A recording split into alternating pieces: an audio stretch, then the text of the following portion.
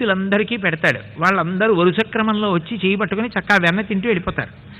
ఆఖరణ తను తింటాడు. చేతులు నిండా వెన్న ఉంటుందిగా, ఆ కుండలో పెట్టి తీస్తాడుగా, అప్పుడు చటుక్కుని పట్టుకుంటాను చెయ్యి తలుపు చాటు నుంచి వచ్చి పట్టుకుని, ఇదిగో చూసావా మీ అబ్బాయి చేసిన పని అని. ఆయన్ని పట్టేసుకుంటే మిగిలిన వాళ్ళు పారిపోరు, ఆగుతారు.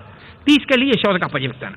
మా అబ్బాయి దొంగతనాలు ఏం చేశాడంటోందిగా అనుకుని ఆవిడ తలుపు చాటున నించుంటే ఈయన చూశాడు. ఇదేమిటి అందరూ దాచుకుంటారు కదా, ఈవిడ దాచుకోవడం మానేసి తలుపులు తెరిచి ఎదురుగుండా కుండ పెట్టి కుండలో వెన్నెట్టింది ఏమిటి, ఇదేదో అనుమానాస్పదమైనటువంటి విషయమే, అయినా మన కార్యక్రమం మంది, ఎదురుగుండా పెడితే మనం ఎందుకు వదిలేయాలి అని చెప్పి ఆయన లోపలికి వచ్చాడు.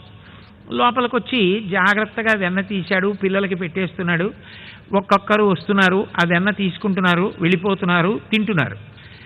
ఆఖరణ ఈయన ఏం చేశాడంటే ఆ వెన్న తీసి ఇలా నోట్లో పెట్టుకోబోయాడు.